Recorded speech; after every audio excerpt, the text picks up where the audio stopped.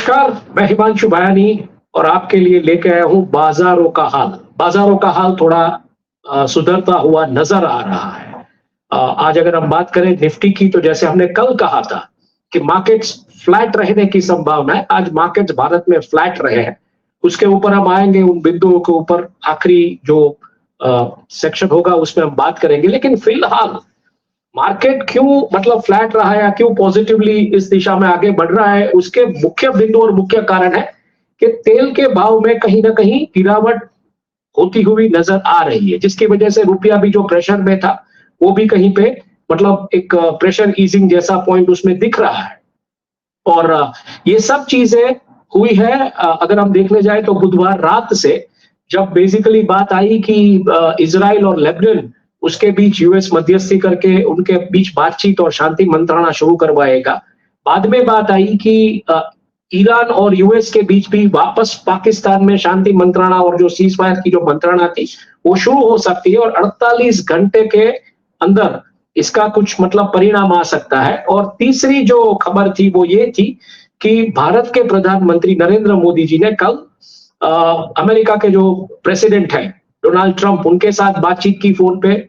और इस फोन की जो बातचीत थी उसमें स्ट्रेट ऑफ हॉर्मुज को कैसे खोला जाए, जो जहाज का विनिमय व्यापार जो भी है उसके जरिए, और गैस की किल्लत या तेल की किल्लत को कैसे मतलब एड्रेस किया जाए उसके बारे में बातचीत आई। तो इन मुद्दों के बीच कहीं ना कहीं बाजार एक तरीके से पॉजिटिवली एक सेंटिमेंट में जाते हुए दिखा। और हर जगह पे ऐसा नहीं है कि सिर्फ भारत, हर जगह पे एशियाई बाजार, फिर आप अमेरिकी बाजार ले लीजिए, सब जगह पे जब ये खबर आई कल कि शांति मंत्रणा की बातें होना शुरू हो जाएगी। पहले जो बात थी कि लेबनान को आप लाइए, लेकिन लेबनान और इजराइल की बातचीत अब अमेरिका करवाएगा और अमेरिका और ईरान की बातचीत वापस पाकिस्तान में होने जा रही है। 48 घंटे, अगर हम बुधवार के बात करें तो 48 घंटे मतलब गुरुवार और शुक्रवार मार्केट वापस बंद होगा, तब क्या होगा ये पता नहीं। लेकिन फिलहाल ये 48 घंटे एक तरीके से मार्केट के लिए एक ब्रीदर के रूप में आ गए हैं। मैं चाहूंगा कि आप स्लाइड नंबर 1 पे थोड़ा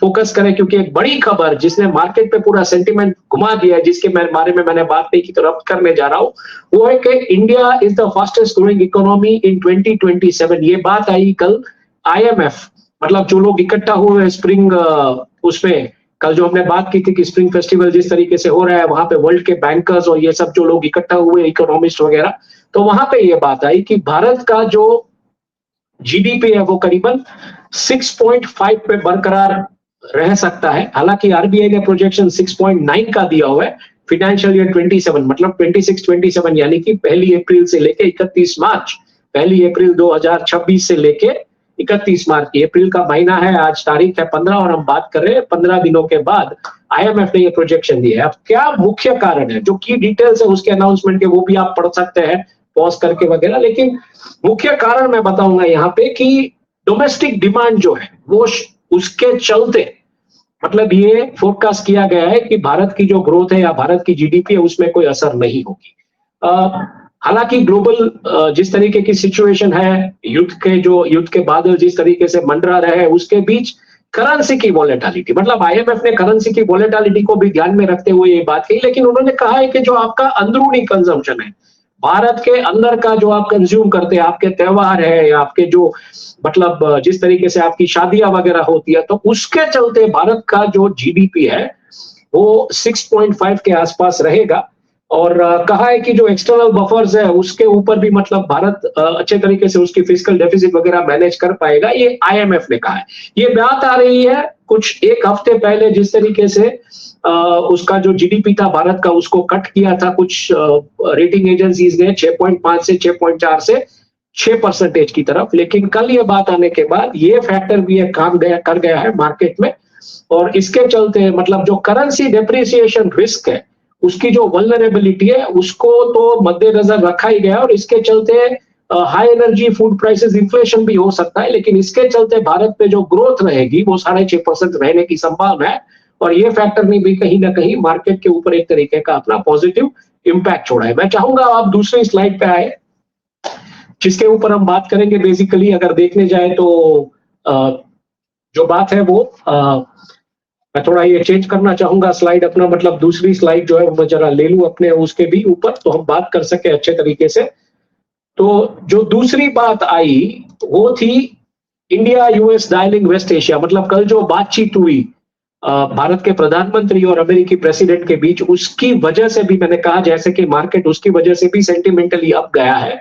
और उसमें कहीं ना कहीं पर्सनल डिप्लोमेसी पार्टनरशिप के अलावा जो maritime security and straight of Hormuz जो था उसको लेके भी बहुत सारी चर्चाएं हुई है। और इसके चलते भी सेंटिमेंटली अगर हम देखने जाए तो बाजार उस दिशा में कहीं ना कहीं आगे बढ़ते हुए दिख रहा है। आगे बात करते हैं स्लाइड नंबर 3 पे। अगर हम आए तो स्लाइड नंबर 3 पे जो बात हो रही है वो इस तरीके से है कि इजराइल और लेबनान की जो बातें हैं उसमें क्या मुद्दे और क्या केंद्र बिंदु रहा है जिसकी वजह से मतलब क्या चल रहा है इजराइल और लेबनान के बीच। तो स्ट्रेटेजिक डायलॉग है बिल्कुल यूएस की मध्यस्थी की वजह से, और कहीं ना कहीं हिजबुल्लाह का स्टांस है, जो हिजबुल्लाह वहां का जो मिलिशिया है, शिया मिलिशिया स्पॉन्सर्ड बाय ईरान जिसे कहा जाता है, उन्होंने कहा है कि हर तरीके का मतलब जो कुछ भी समाधान आएगा उसको हम रिजेक्ट करते, उसमें एग्रीमेंट नहीं करना चाहते हैं वो। और उन्होंने कहा है कि ये जो इंस्टेबिलिटी जिस तरीके से बढ़ रही है उसके चलते ये बातचीत नहीं हो सकती है। बफर जोन का जो कंस्ट्रक्शन की बात है इजराइल जो कर रहा है, इजराइल की एक्टिविटी लेबनान में, उसको मतलब फ्यूचर का जो अटैक उसको प्रिवेंट करने के लिए, उसके लिए भी मतलब हिजबुल्लाह कहीं ना कहीं बोला है कि वो इस एग्रीमेंट को इग्नोर करके अपने एस्केलेशंस जो है वो वैसे ही बरकरार रखेगा। और कोर ऑब्स्टेकल्स अगर हम देखने जाए इस बातचीत में तो इमीडिएट सीज फायर की बात है। लेबनान का गोल भी यही है कि इमीडिएटली एक सीज फायर का मामला हो, क्योंकि बहुत बमबारी हुई लेबनान पे, उसके चलते शांति वार्ता की तो मतलब धज्जियां ही उड़ गई थी।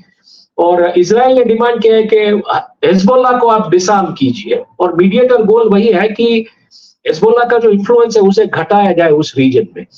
और इसके अलावा एआई की जो इम्प्लीकेशंस और सिक्योरिटी कंसर्न्स है, मतलब एआई के जरिए रिपोर्ट्स ऐसी आई है कि जो एआई का इस्तेमाल किया गया है तो ऑथेंटिक कॉम्बैट फुटेज में जो एआई का जो मिस इन्फॉर्मेशन वगैरह है उसको सेपरेट करना पॉसिबल नहीं है।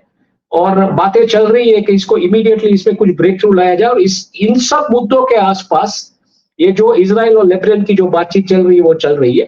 तो इसके ये जो फैक्टर है कि बातचीत शुरू हुई है उसकी वजह से भी तेल के दामों में कहीं ना कहीं थोड़ी सी गिरावट देखने को मिली है। और बाकी ईरान यूएस का जो डायलॉग है उसके ऊपर आते हैं। तो स्लाइड नंबर, मैं चाहूंगा कि आप स्लाइड नंबर 4 पे आ जाइए कि फिर से एक बार ईरान और यूएस दोनों मिल रहे हैं पाकिस्तान में। जो कुछ भी हुआ 12 और 13 अप्रैल को, उसके बाद वापस ये बात है 48 घंटे पूरी दुनिया के लिए, मतलब एक तरीके से पूरी दुनिया इसके ऊपर अपनी नजर जमा के बैठी है कि इसमें होगा क्या। हालांकि पाकिस्तान बहुत ही उत्साहित है, ये डायलॉग्स फेल होने के बावजूद दूसरी बार हो रहे, उसका क्या परिणाम क्या निष्कर्ष आएगा ये फिलहाल कहना मुश्किल है। बट प्रेसिडेंट डोनाल्ड ट्रंप जो है अमेरिका के, उन्होंने पाकिस्तान को मतलब एक तरीके से कॉम्प्लीमेंट किया कि आप ये मध्यस्थी करवा रहे हैं, अच्छी बात है। और कहीं ना कहीं बिल्कुल जैसे बात आई थी कि ट्रंप की जो कंपनीज है उसमें भी पाकिस्तान का जिस तरीके से इंटरेस्ट है तो वो भी कहीं ना कहीं है, लेकिन उसके बारे में बातचीत फिलहाल यहाँ पे नहीं हो रही है। और प्रेसिडेंट ट्रंप ने कहा है कि more likely that we go back there, मतलब जहां से बातें अटकी हुई थी वहीं पे हम शुरू करें।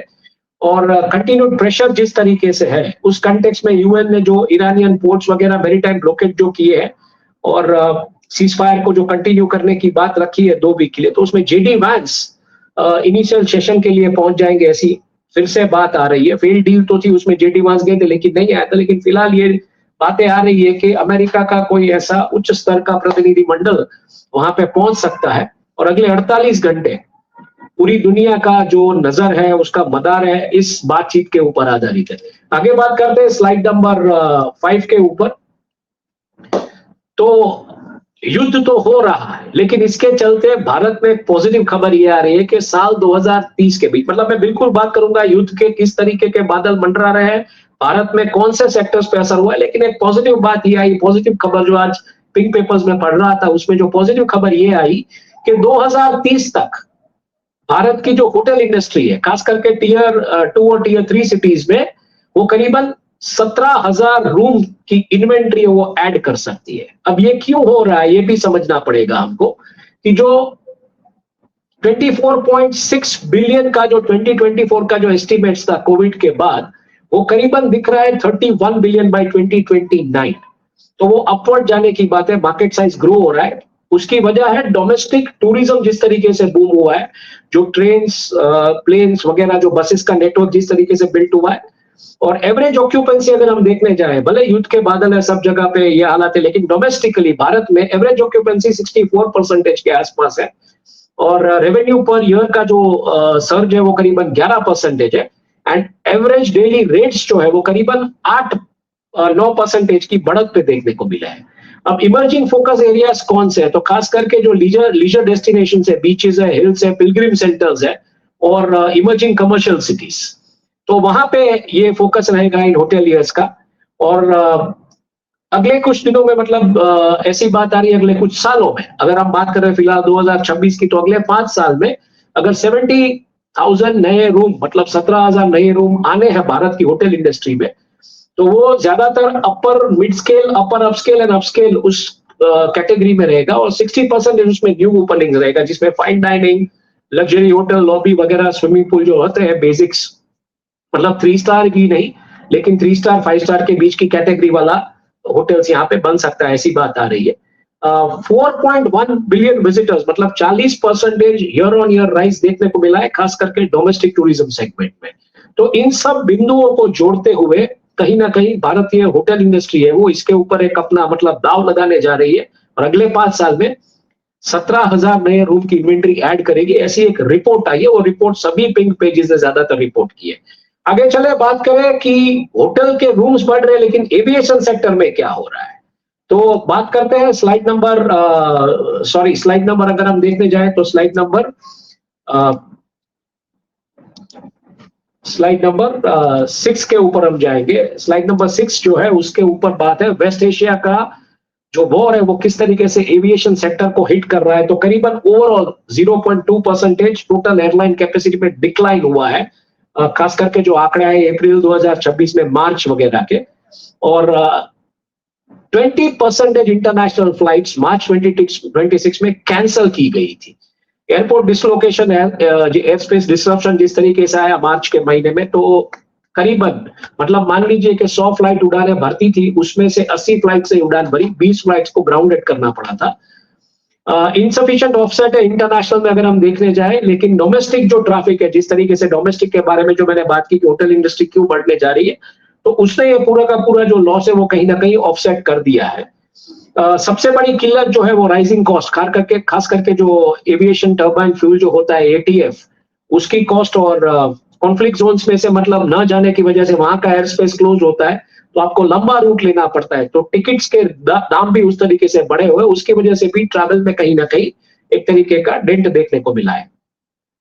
इंडिगो ने अपनी जो सीट कैपेसिटी है उसका ग्रोथ मेंटेन रखा है। एयर इंडिया एक्सप्रेस वगैरह ने अपनी कैपेसिटी में थोड़ी कटौती की है, मतलब रूट्स नए कैलिब्रेट कर रहे हैं एशियन हब्स में खास करके, और कहीं ना कहीं नॉन कॉन्फ्लिक्ट जो इंटरनेशनल रूट्स है उसके ऊपर फोकस फिलहाल एविएशन इंडस्ट्री का लगा पड़ा है, और डोमेस्टिक फ्रीक्वेंसीज ज्यादा बढ़ा रहे हैं। हमने पिछले दिनों में ये भी देखा कि एयरलाइन की टिकट के दाम भी बढ़े हैं, मतलब ऐसा नहीं है कि पूरा का पूरा ये इम्पैक्ट नहीं आया, इम्पैक्ट आया है। वो जो 20% कटौती आई है वो कहीं ना कहीं आपको वो रिस्क मिटिगेट करना पड़ेगा, क्योंकि एयरलाइन के स्लॉट्स लेने पड़ते हैं, उसका भाड़ा होता है, उसके पैसे देने पड़ते हैं आपको एयरपोर्ट्स वगैरह को, तो वो पैसा आप कहां से निकालोगे। तो इसलिए डोमेस्टिक इवन टिकट्स में हमने देखा कि सर्ज, और वेकेशन के सीजन आते आते बिल्कुल ये दाम और बढ़ने की संभावना भी फिलहाल ये जो डेटा है उसके ऊपर से लग रही है।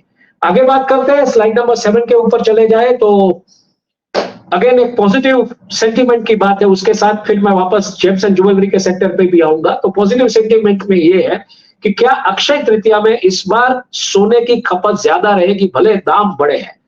तो अगर हम देखने जाए तो फिलहाल 1.5 लाख के आसपास 10 ग्राम का 24 कैरेट गोल्ड का दाम चल रहा है, और YOY ग्रोथ अगर हम देखने जाए सेल्स में, पिछले साल के मुकाबले पिछले साल जो अक्षय तृतीया में जो था, या पिछले साल का जो गोल्ड का सेल्स था, उसमें करीबन 25 से 30% ग्रोथ देखने को मिली है। क्योंकि ज्यादातर ऐसे माहौल में जब स्टॉक मार्केट्स वॉलेटाइल रहते हैं, करेंसी मार्केट्स वॉलेटाइल रहते हैं, कमोडिटी मार्केट्स वॉलेटाइल रहते हैं, तो लोग पसंद करते हैं इन्वेस्ट करना गोल्ड, सोना, इन सब चीजों में जो सेफ हेवन इन्वेस्टमेंट्स कहा जाता है। डोमेस्टिक रिटेलर्स फिलहाल क्या कर रहे हैं अक्षय तृतीया में, मतलब सेल ज्यादा हो ऐसे माहौल में, क्योंकि युद्ध के बादल घने हैं और अभी तक कुछ तस्वीरें स्पष्ट नहीं हुई, तो इसमें कोई खरीदेगा, पैसा होगा डिस्पोजेबल, क्योंकि हाउस होल्ड जो कॉस्ट है वो बढ़ गई है लोगों की। मतलब अपना एक जो रख रखाव रोज का जो करना पड़ता है, चाय पानी, तेल साबुन दूध वगैरह, उसकी दाम जो है वो बढ़ी हुई है। तो इसके चलते उन्होंने प्राइस लॉकिंग स्कीम का मैकेनिज्म दिया है, खास करके डिस्काउंट स्ट्रैटेजीज वगैरह दिया है डोमेस्टिक प्लेयर्स ने और रिटेलर्स ने। एग्रेसिव डिस्काउंट्स, मतलब मेकिंग चार्जेस पे करीबन 20 से 35% का वेवर है। और लाइट वेट ज्वेलरी, खास करके 18K वाली light weight jewellery, everyday diamond wear, इसको बड़े अच्छे तरीके से मतलब एक फोकस में रख के उसको प्रमोट किया जा रहा है। एक्सपोर्ट में डेट आया है, जेम्स एंड ज्वेलरी एक्सपोर्ट में भारत में मार्च के महीने में 35% डेट आया है। तो उसको कहीं ना कहीं ये डोमेस्टिक अक्षय तृतीया वाला दिन है वो काउंटर करने की संभावना फिलहाल, ऐसा व्यापारियों का मानना है। तो ये पूरा मैक्रो पिक्चर है। अब अक्षय तृतीया के दिन कितना सोना बेचा जाता है भारत में, उसका भी डेटा आएगा, तो उसके ऊपर भी हम बात करेंगे। लेकिन फिलहाल अक्षय तृतीया के दिन जो सुनार है उनको लगता है कि ये मतलब जो ये आज का दिन, उस दिन के दौरान वो अच्छा खासा सेल कर पाएंगे। हम चलेंगे स्लाइड नंबर 8 की तरफ, जो कि बात करती है कि किस तरीके से जेम्स एंड ज्वेलरी का जो एक्सपोर्ट्स है वो हिट हुआ है। 35% मतलब गिरावट देखने को मिली है, 35.23%। तो करीबन 27,717.4 मिलियन उसके आसपास का कहीं ना कहीं मतलब एक्सपोर्ट हुआ है। जेजीईपीसी मतलब जो James jewellery export promotion council है, उसका ये डेटा है। मेन ड्राइवर्स ऑफ स्लम्प क्या है? लॉजिस्टिक्स डिस्ट्रप्शन है, शिपिंग वगैरह रूट्स, एयरलाइन के रूट्स जिस तरीके से रिकैलिब्रेट हुए हैं, भाड़ों में जिस तरीके से, मतलब अगर आपको माल भी ले जाना है तो माल की ढाने की कॉस्ट भी बढ़ी है। इंश्योरेंस जब होता है ऐसी प्रोडक्ट्स पे, तो वो भी एक बड़ा मतलब एक मसला है, इंश्योरेंस कॉस्ट भी बढ़ी हुई है। और इसके चलते जेजीईपीसी के जो चेयरमैन है किरीट भंसाली, उन्होंने क्या कहा है? Severe logistics disruption and high risk insurance premiums affected crucial shipments. मतलब जो कॉस्टली शिपमेंट्स वगैरह थे उसके ऊपर इसका बड़ी मार देखने को मिली। लॉजिस्टिक्स कॉस्ट मतलब जो आपकी माल ले जाने की कीमत है और इंश्योरेंस कवर का जो कॉस्ट है वो बढ़ गया है, इसकी वजह से ये हुआ है। दूसरी तरफ अगर हम देखते जाए तो cut and polished diamond exports वो 27% गिरा हुआ है। और की मार्केट्स जो है खास करके उसमें जो डिमांड जो होनी चाहिए वो नहीं आ रही है फिलहाल, क्योंकि सब युद्ध में व्यस्त है, तो पैसा उस दिशा में जा रहा है। पेट्रोल के भाव बढ़े हुए हैं, डीजल के दाम बढ़े हुए हैं हर इकोनॉमी में, तो लोग अपना जो बेसिक रख रखाव जो करना है रोज का, उसमें वो पैसा जा रहा है। इसकी वजह से ये डिमांड यहाँ से ऐसी लग्जरी प्रोडक्ट्स की नहीं आ रही है। Cut and polish diamond exports के बारे में हमने बात की। रॉ मटेरियल इंपोर्ट्स की जो लागत आती है वो 17% बढ़ चुकी है, तो इसकी वजह से भी एक्सपोर्ट जो है वो कहीं ना कहीं हिट हुआ है। इंपोर्ट्स भी नहीं आ रहा है, उसके भी बॉटल नेक्स है। और जब आता है तो वो जो दाम होता है, मतलब 100 रुपए का माल 117 रुपया में आता है, तो 17% तो मुनाफा भी नहीं रहता है धंधा में कई बार।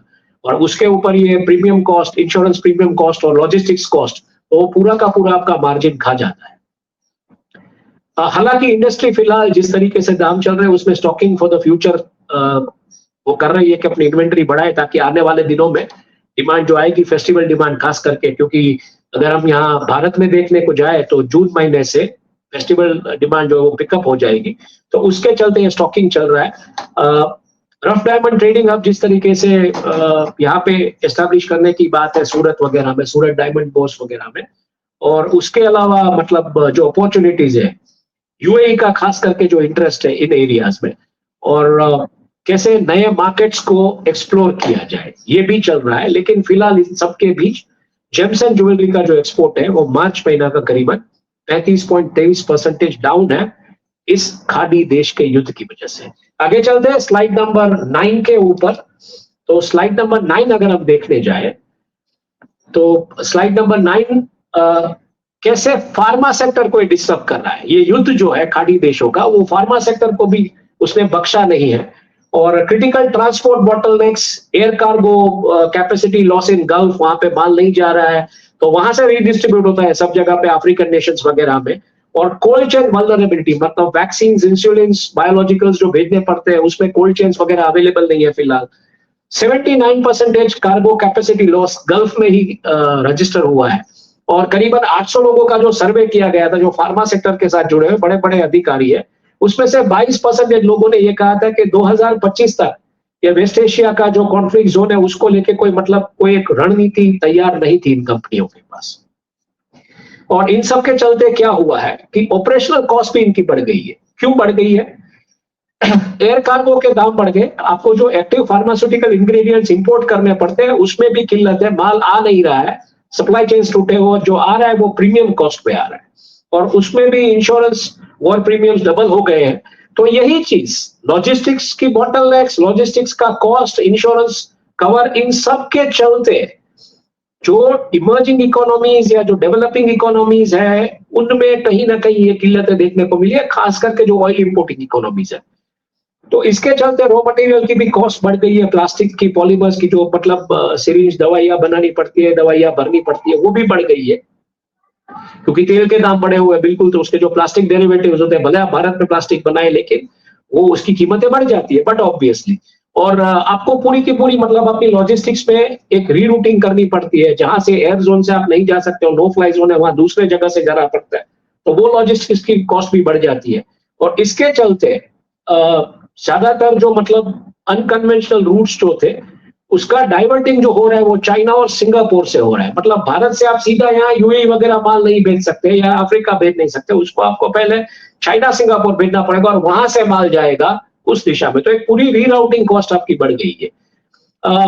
उसके अलावा गवर्नमेंट का क्या इंटरवेंशन आ सकता है इसको लेके भी चर्चा है, लेकिन फिलहाल रॉ मटेरियल्स वगैरह जो है वो तो आपको, आपकी इंपोर्ट कॉस्ट भी बढ़ी हुई है, तो आपकी ऑपरेशनल कॉस्ट भी बढ़ी हुई है और आपकी डिस्ट्रीब्यूशन कॉस्ट भी बढ़ी हुई है। तो फार्मा सेक्टर में ये सबसे बड़ी समस्या, तो उसके भी एक्सपोर्ट मार्जिन और उसके जो अर्निंग्स होंगे उसमें असर हमको देखने को मिल सकता है आने वाले दिन। आगे चलते हैं स्लाइड नंबर 10 के ऊपर।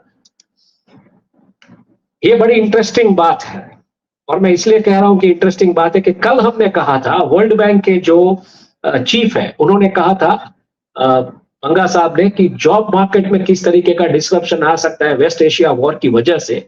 और मतलब 12 करोड़ लोग अगर नौकरियों के लिए तैयार है तो उसमें से 40 करोड़ लोगों को ही नौकरी मिलेगी। और 120 करोड़ की जो पूरी जनता तैयार है उसमें 40 करोड़ लोगों को ही नौकरी मिलेगी, 80 करोड़ लोगों को नौकरी नहीं मिल सकती है। तो क्या हो रहा है यहाँ पे, ये समझने की कोशिश कीजिए। सबसे बड़ा इंपैक्ट, और ये ध्यान से सुनिएगा इस स्लाइड को, सबसे बड़ा इंपैक्ट जो वेस्ट एशिया वॉर का है वो भारत के 20 स्कूल्स में और दूसरे 20 स्कूल्स में भी आया है। यानी कि जो बिजनेस स्कूल्स जहां से मैनेजमेंट के ग्रेजुएट्स निकलते हैं, आईआईटी, आईआईएम वगैरह जैसी संस्था है जहां से मतलब एक तरीके का एक टॉप ब्रास निकलता है, उनको जो ऑफर लेटर्स दिए गए हैं उसमें उनकी ऑफर्स रिवाइज की गई है, कम ऑफर्स दी गई है या फिर वो ऑफर लेटर वापस लिए गए।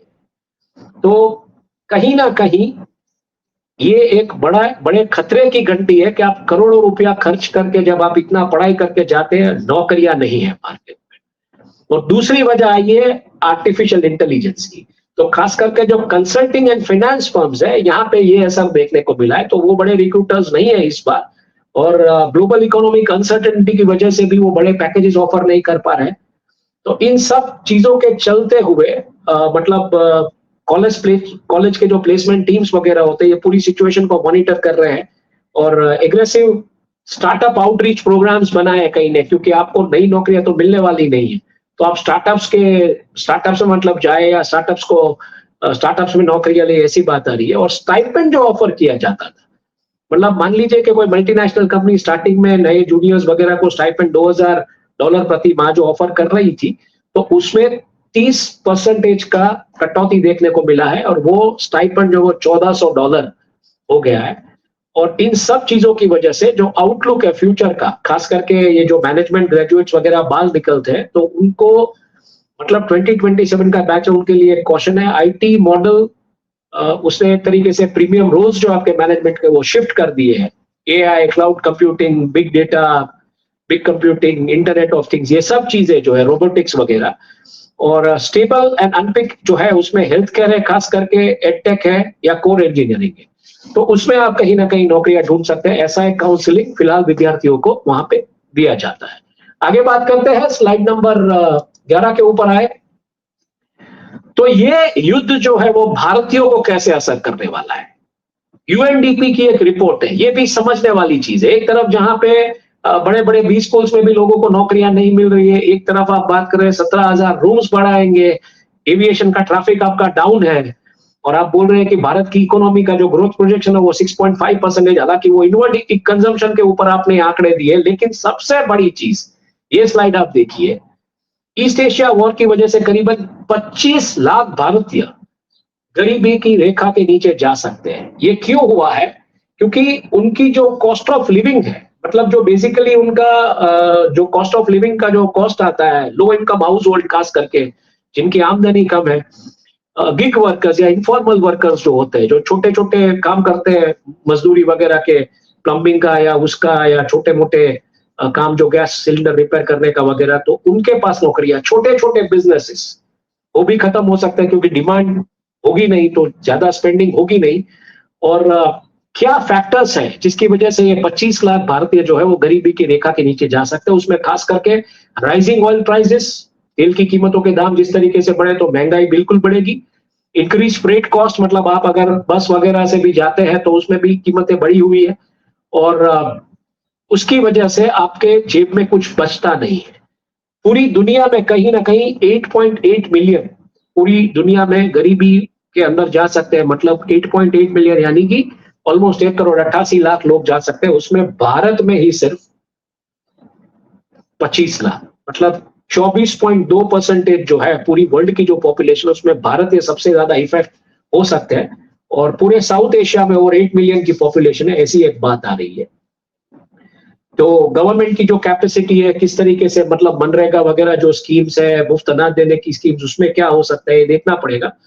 एंड ह्यूमन डेवलप इंडेक्स की अगर हम बात करें, उसमें जो प्रोग्रेस आता है उसमें 0.03 बेसिस पॉइंट से लेके 0.12 बेसिस पॉइंट तक कहीं ना कहीं ये कटौती देखने को मिल सकती है। तो ये सबसे बड़ी चीज है कि ये युद्ध का असर भारत में 25 लाख लोगों को गरीबी की रेखा के नीचे धकेल सकता है।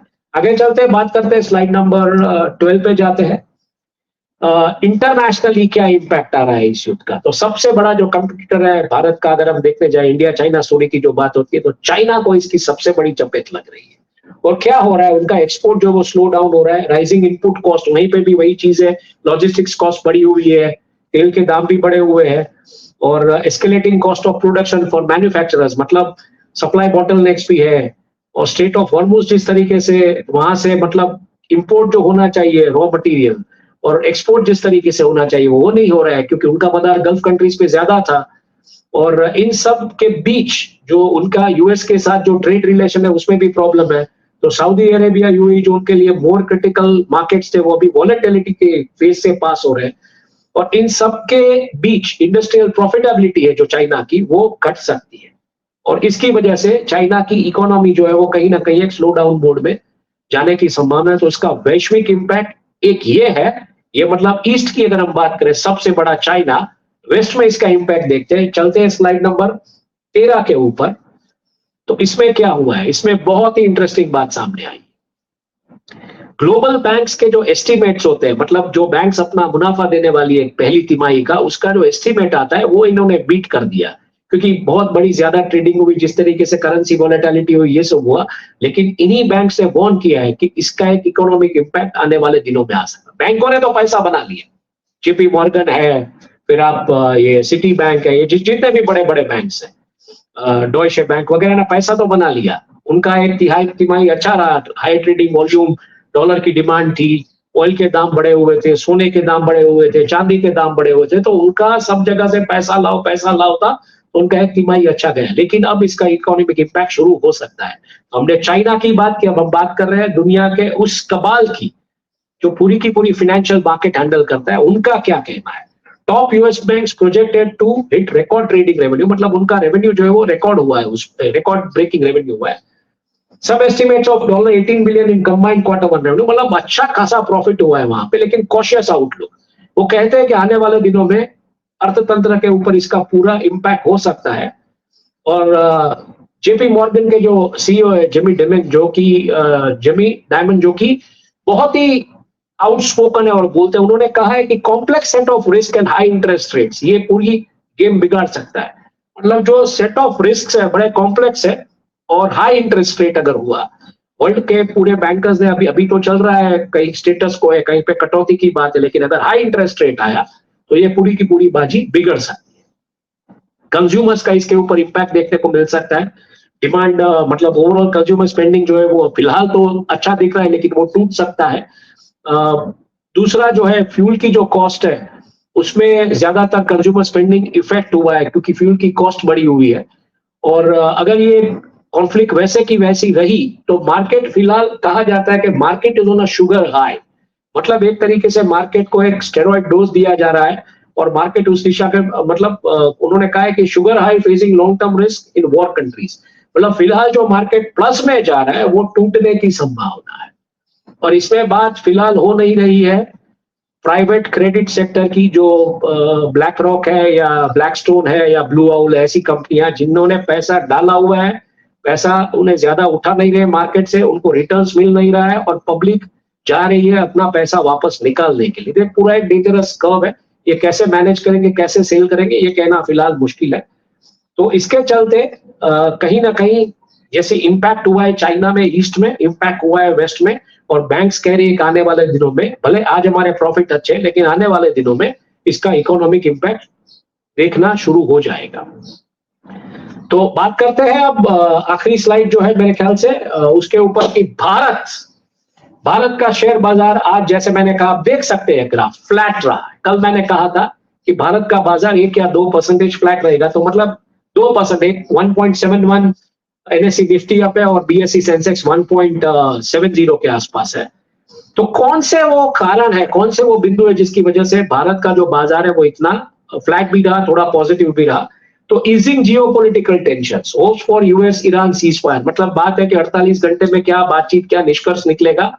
तो मार्केट, अगर हम बात करते हैं तो बुधवार पे नेगेटिव था, सॉरी मंगलवार पे नेगेटिव था, बुधवार पे पॉजिटिव है, और गुरु और शुक्र को भी पॉजिटिव रह सकता है, इसी होप में कि क्या निष्कर्ष निकलेगा। लेकिन शुक्रवार को फिर पता चलेगा कि क्या हो रहा है, तो मंडे क्या होगा वो वापस हमको देखना पड़ेगा। लेकिन अगले 48 घंटे मार्केट के लिए अच्छे फिलहाल दिख रहे हैं। कूलिंग ऑयल प्राइसेस बिलो $100 प्रति बैरल अगर जाता है तो वो एक तरीके से मार्केट के लिए एक तरीके का बूस्टर डोज है कि महंगाई जो है वो आपकी कंट्रोल में रहेगी। ब्रॉड बेस्ड सेक्टोरल रैली, मतलब green across IT, financials, metals और पीएसयू बैंक्स, इसमें जो स्टॉक्स है इसमें एक तरीके का एक ग्रीन विग हमको देखने को मिला है। तो ये जो ट्रेडिंग हुआ उसकी वजह से कहीं ना कहीं मार्केट जोड़ा थोड़ा जो है वो फ्लैट प्लस में रहा है। पॉजिटिव ग्लोबल क्यूज, मतलब यूएस मार्केट, एशियन मार्केट्स, वो सब भी पॉजिटिव थे 2% के आसपास, तो उसकी वजह से भी वो स्पिल ओवर इफेक्ट भारत की मार्केट पे भी हमको देखने को मिली। रिड्यूस मार्केट वॉलेटिलिटी रिस्क जो है, फिलहाल ऐसी बातें आ रही है, अगले 48 घंटे देखते हैं क्या होता है। और स्ट्रॉन्ग डीआईआई सपोर्ट, मतलब जिस तरीके के परिणाम आ रहे हैं भारतीय कंपनियों के शेयर बाजार में तिमाही के, तो उसके चलते डीआईआई का जो बाइंग है वो अच्छा खासा है, स्ट्रॉन्ग है। और टेक्निकल रिबाउंड अगर हम कहीं देखें तो मार्केट निफ्टी कहीं पे 23,555 के, मतलब आज जो है वो 24250 पे जो चार्ट देख रहे हैं, लेकिन वो जा सकती है 23,555, मतलब 24,300 से 24,500 तक का लेवल एनालिस्ट कह रहे हैं, आप लास्ट उस लाइन में देख सकते हैं। और सेंसेक्स का जो रेजिस्टेंस लेवल है वो करीबन 78,000 से लेकर 78,500 तक का हो सकता है। तो ये रही, ये मतलब खबर थी आज की भारत के मार्केट की। अपना कंस्ट्रक्टिव क्रिटिसिज्म बिल्कुल हमारे साथ शेयर करते रहिएगा। Stay safe, stay invested. अगले 48 घंटे और खास करके आज इजराइल और लेबनान से क्या खबरें आती है, उनकी जो वार्ता हो रही है उनसे क्या खबरें आती है, ईरान और अमेरिका के बीच जो वार्ता होगी पाकिस्तान में, उसमें अगले 48 घंटे कैसे रहेंगे, इन सब चीजों के ऊपर हमारी नजर बनी रहेगी। और इस बीच अगर कुछ बमबारी कहीं पे होती है तो मार्केट्स कैसे बिहेव करेंगे, कमोडिटीज कैसे बिहेव करेगी, उसके ऊपर भी बातचीत होती रहेगी। लेकिन ऐसी खबरें हम लाते रहेंगे ताकि आपको पता चले कि आपकी जेब पे इसका क्या असर हो रहा है। आप अपने बेटे बेटियों के एजुकेशन के पीछे पैसा खर्च करते हैं, तो आपको ये भी समझ आ रहा है कि प्रीमियम जो इंस्टीट्यूट है वहां से भी अभी नौकरियों की ऑफर कम हो रही है। किस तरीके से 25 लाख लोग जो है भारत में करीबन गरीबी की रेखा के नीचे जा सकते हैं। तो ऐसी खबरें हम लाते रहेंगे, ये जो बाजार हाल या हाल बाजार जो भी आप कहिए उसके तहत। तो स्टे सेफ, स्टे इन्वेस्टेड।